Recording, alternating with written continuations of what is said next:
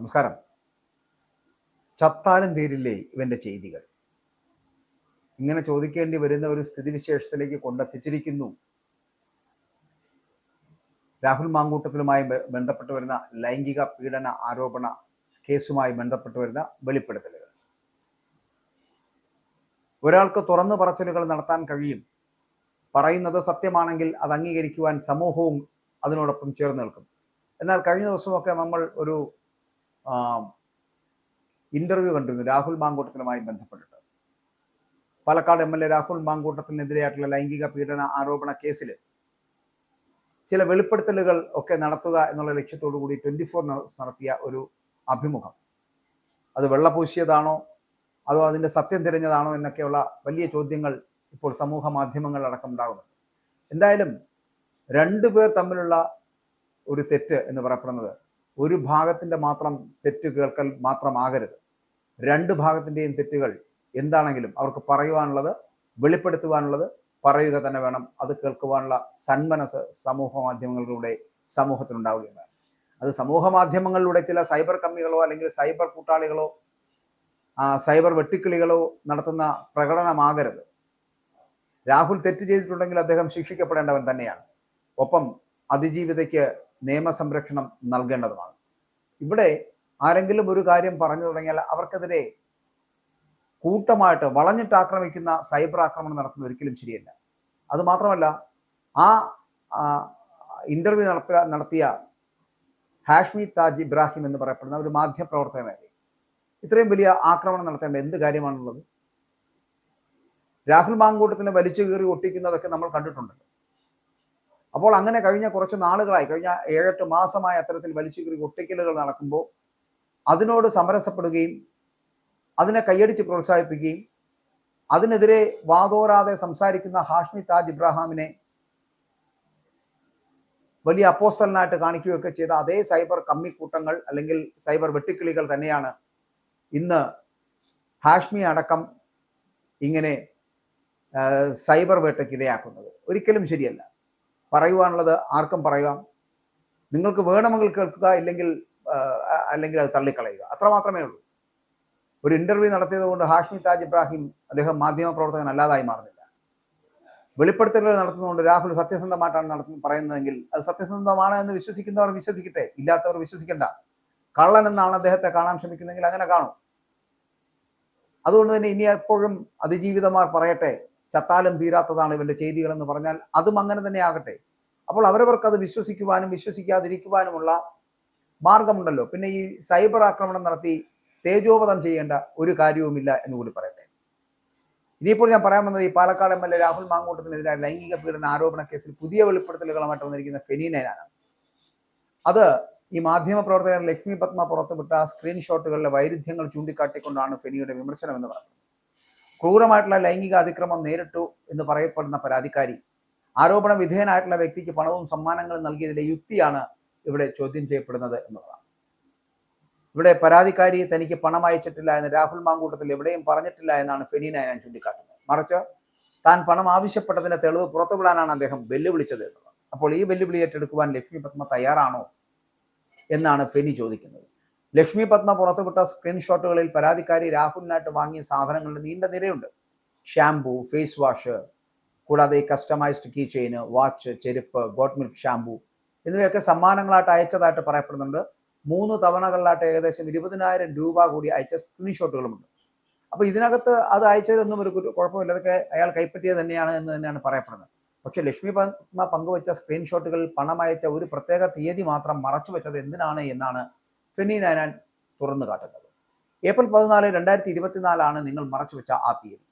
April 8 ക്രൂരമായിട്ടുള്ള ബലാത്സംഗം നടന്നത് എന്ന് പരാതിക്കാരി ആരോപിക്കുന്നത്. ബലാത്സംഗം നടന്ന് 6-ാം ദിവസം ആ മുറിവ് മായുന്നതിന് മുൻപേ ആരോപണ വിധേയന് 10,000 രൂപ അയച്ചു കൊടുത്തതിലെ ലോജിക്ക് താങ്കൾക്ക് പോലും ദഹിക്കാത്തത് കൊണ്ടാണോ തീയതി മറച്ചത് എന്നാണ് ഫെനി ചോദിക്കുന്നത്. ബലാത്സംഗം ചെയ്യുകയും മുഖത്ത് തുപ്പുകയും ചെയ്ത ഒരാൾക്ക് പിന്നീട് ഇത്രയധികം സമ്മാനങ്ങളും പണവും അയച്ചു കൊടുക്കുന്നതിലെ അസ്വാഭാവികതയാണ് ഫെനി നയനാൻ ചൂണ്ടിക്കാട്ടുന്നത്. പണമയച്ച തീയതി ബോധപൂർവം മറച്ചു വെച്ചത് പീഡനാരോപണത്തെ പ്രതിരോധത്തിലാക്കുമെന്ന ഭയത്താലാണോ എന്ന സംശയവും ഫെനി നയനാൻ അതിനകത്ത് ഉന്നയിക്കുന്നുണ്ട്. അപ്പോൾ ആ ഫെനി നയനാന്റെ പോസ്റ്റിന്റെ ഒരു പൂർണ്ണ രൂപം നമുക്ക് നോക്കാം. അതിങ്ങനെയാണ്: ലക്ഷ്മി പത്മ ഇന്നലെ ഫേസ്ബുക്ക് പോസ്റ്റിലൂടെ ചില ചോദ്യങ്ങൾ ചോദിക്കുമ്പോൾ എൻ്റെയും ചാറ്റിൻ്റെ സ്ക്രീൻഷോട്ട് പുറത്തുവിട്ടിരുന്നു. അതുകൊണ്ട് തന്നെ എനിക്ക് ചില കാര്യങ്ങൾ ആ വിഷയത്തിൽ പറയാനുണ്ട്. ക്രൂരമായി ബലാത്സംഗം ചെയ്യപ്പെട്ടു എന്നും മുഖത്ത് തുപ്പിയെന്നും ആരോപണം ഉന്നയിച്ച പരാതിക്കാരി രാഹുൽ മാങ്കൂട്ടം MLAക്ക് അതിനുശേഷവും ഷാംപൂവും ഫേസ് വാഷും കസ്റ്റമൈസ്ഡ് കീ ചെയിനും വാച്ചും ചെരുപ്പും ഗോഡ് മിൽക്കുമൊക്കെ വാങ്ങിക്കൊടുത്തുവെന്ന് സൂചിപ്പിക്കുന്ന താങ്കളുടെ സ്ക്രീൻഷോട്ടുകൾ കണ്ടു. 3 തവണയായി 20,000 രൂപ പണമായി അയച്ചതിൻ്റെ സ്ക്രീൻഷോട്ടും അക്കൂട്ടത്തിൽ ഉണ്ടായിരുന്നു. രാഹുൽ മാങ്കൂട്ടം തനിക്ക് അവർ പണം അയച്ചില്ല എന്ന് പറഞ്ഞിട്ടില്ല. അദ്ദേഹം പറഞ്ഞത് താൻ 1 രൂപയെങ്കിലും അവരോട് ആവശ്യപ്പെട്ടതിൻ്റെ തെളിവ് പുറത്തുവിടാനാണ്. ആ വെല്ലുവിളി ഏറ്റെടുക്കുന്നുണ്ട്. ലക്ഷ്മി പത്മ 20-ൽ പരം സ്ക്രീൻഷോട്ട് ഇട്ടതിൽ നിന്ന് 1 തവണ പണം അയച്ചതിൻ്റെ മാത്രം ഏത് മാസത്തിലാണ് അയച്ചത് എന്ന് മറച്ചിരിക്കുന്നു. അത് എന്തുകൊണ്ടാണ് എന്നാണ് ഫെനിയുടെ ചോദ്യം. ഉത്തരം ഞാൻ തന്നെ പറയാം. ഏപ്രിൽ 14, 2024 നിങ്ങൾ മറച്ച ആ ഡേറ്റ് ഏപ്രിൽ 14. ഏപ്രിൽ 14ന്റെ പ്രത്യേകത ബലാത്സംഗം നടന്നു എന്ന് ആരോപിക്കപ്പെടുന്ന ഏപ്രിൽ 8 കഴിഞ്ഞ് കൃത്യം 6 ദിവസത്തിന് ശേഷമുള്ള ഡേറ്റാണ് ഏപ്രിൽ 14.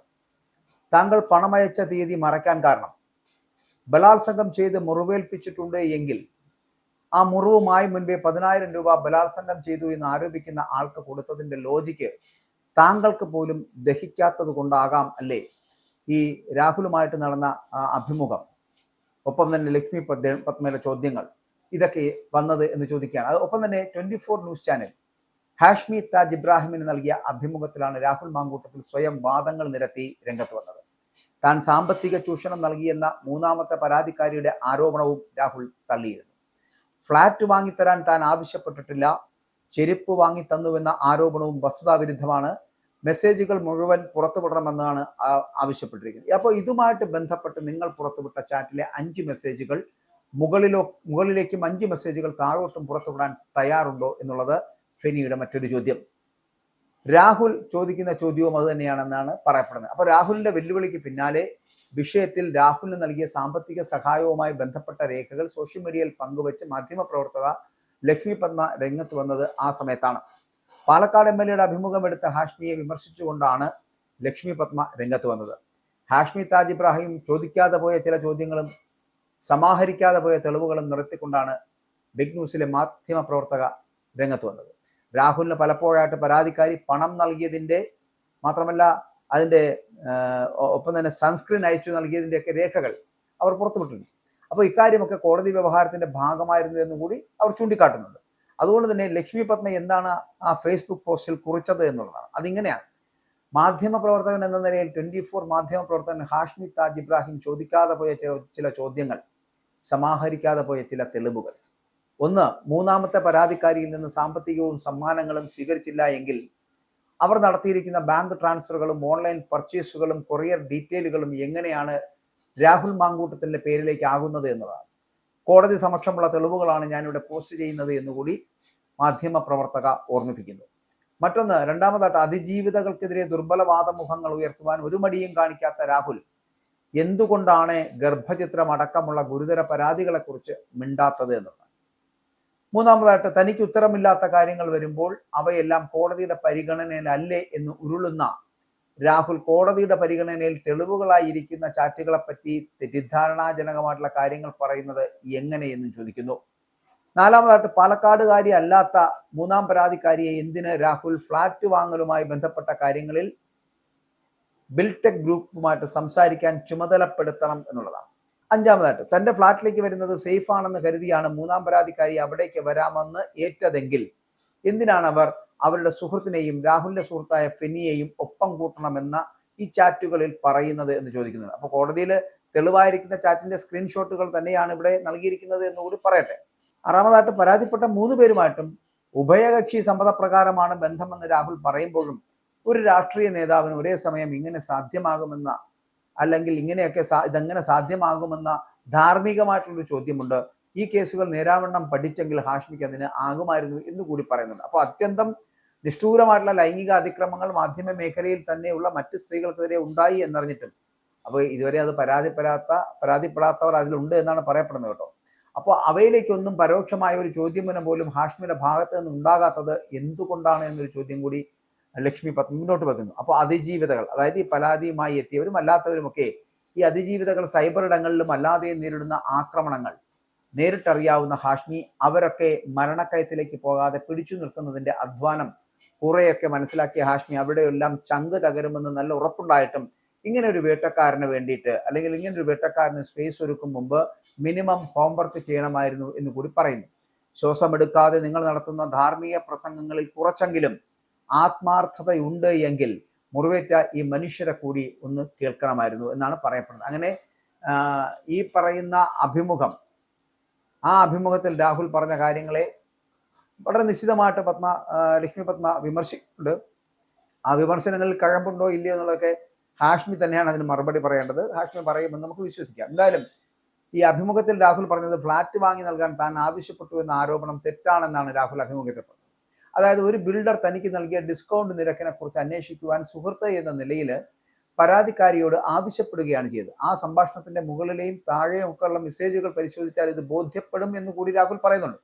അപ്പോൾ താൻ ലോൺ എടുത്ത് സ്വന്തം പണം ഉപയോഗിച്ചാണ് ഫ്ലാറ്റ് വാങ്ങാൻ ഉദ്ദേശിച്ചിരുന്നതെന്ന് കൂടി രാഹുൽ പറയുന്നുണ്ട്. വിവാഹം കഴിച്ച് കുടുംബമായി ജീവിക്കുമ്പോൾ വലിയ ഫ്ലാറ്റ് വേണമെന്ന് അവർ തന്നെ പറയുന്ന ചാറ്റുകൾ പുറത്തുവിട്ടാൽ വിവാഹ വാഗ്ദാനം നൽകി പീഡിപ്പിച്ചു എന്ന പരാതി നിലനിൽക്കില്ല എന്ന് കൂടി രാഹുൽ ആ ഒരു അഭിമുഖത്തിൽ പറയുന്നുണ്ട്. ചെരുപ്പ്, സൺസ്ക്രീൻ ലോഷൻ തുടങ്ങിയവ വാങ്ങി നൽകാൻ ആവശ്യപ്പെട്ടു എന്ന പരാതികളെയും രാഹുൽ പരിഹസിച്ചിരുന്നു. ഒരു ചെരുപ്പിന്റെ ലിങ്ക് അവർ അയച്ചു തരികയും പിന്നീട് താൻ അത് സ്വന്തം പണം നൽകി വാങ്ങുകയുമാണ് ചെയ്തത് എന്ന് കൂടി പറയുന്നുണ്ട്. അപ്പോൾ ഇത്തരം നിസ്സാരമായിട്ടുള്ള കാര്യങ്ങൾ വലിയ ആരോപണങ്ങളായി മാറ്റുകയാണ് എന്നും അത്തരത്തിലുള്ള രീതികൾ ശരിയല്ല എന്നുമാണ് രാഹുൽ മുന്നോട്ട് വെക്കുന്ന വാദം. ഇനി ഈ പരാതികളിൽ പറയുന്നതിനേക്കാൾ വലിയ സത്യങ്ങൾ കോടതിയിലൂടെ പുറത്തു വരുമെന്ന് തന്നെയാണ് രാഹുൽ മാങ്കൂട്ടത്തിൽ ഇപ്പോൾ ആ അഭിമുഖത്തിൽ പറഞ്ഞ് അവസാനിപ്പിക്കുന്നത് എന്നാണ്. അപ്പോൾ ഇങ്ങനെ രാഹുൽ മാങ്കൂട്ടത്തിനെതിരെ പലതരത്തിലുള്ള പരാതികൾ വരുന്നു. ആ പരാതികളിൽ നിന്ന് 1 അല്ല 2 അല്ല 3 പരാതികളിൽ നിന്നും വളരെ കൃത്യമായി പുറത്തു വരുവാൻ രാഹുൽ മാങ്കൂട്ടത്തിന് കഴിഞ്ഞിട്ടുണ്ട്. പക്ഷേ അതിന്റെ യഥാർത്ഥ വസ്തുത എന്താണ് എന്ന് തിരിച്ചറിയേണ്ടതുണ്ട്. അത് തിരിച്ചറിഞ്ഞാൽ മാത്രമേ രാഹുൽ ചെയ്തതൊക്കെ തെറ്റാണോ ശരിയാണോ എന്ന് നമുക്ക് കറക്റ്റായിട്ട് പറയാൻ കഴിയുള്ളൂ. അതുകൊണ്ട് തന്നെയാണ് ഇന്നും രാഹുൽ മാങ്കൂട്ടത്തിൽ ജയിൽ മോചിതനായ ശേഷവും അയാളിലേക്ക് എത്തിയിട്ടുള്ള പരാതികൾ ഒരു തീർപ്പുണ്ടായിട്ടില്ല. അപ്പോൾ സ്വാഭാവികമായിട്ടും തീർപ്പുണ്ടാക്കിയെടുക്കുക, അല്ലെങ്കിൽ സത്യം ജയിക്കുക, അല്ലെങ്കിൽ അദ്ദേഹത്തിന്റെ ഭാഗം എന്താണ് എന്നുള്ളത് പറയാൻ കേൾക്കുക, അത് ന്യായീകരണമോ അല്ലെങ്കിൽ ന്യായീകരിക്കാതിരിക്കുകയോ ചെയ്യട്ടെ. പക്ഷെ അയാൾക്ക് പറയുവാനുള്ള ഒരു സ്പേസ് അത് കൊടുക്കുക തന്നെ വേണം. അത് കൊടുത്ത ഹാഷ്മി എന്ന് പറയപ്പെടുന്ന മാധ്യമ പ്രവർത്തകൻ ചെയ്തത് തെറ്റല്ല. അയാളുടെ ധാർമ്മികമായിട്ടുള്ള ഇടപെടലുകൾ തന്നെയാണ് അദ്ദേഹം ചെയ്തത്. അല്ലെങ്കിൽ ആ മാധ്യമ പ്രവർത്തന സ്ഥാപനവുമായിട്ട് ബന്ധപ്പെട്ടിട്ട് അവർ പറയുന്ന പരിപാടികൾ ചെയ്യുക എന്നുള്ളത് ഹാഷ്മിയുടെ ഉത്തരവാദിത്തമാണ്. അത് അദ്ദേഹം ചെയ്തു എന്ന് പറഞ്ഞു.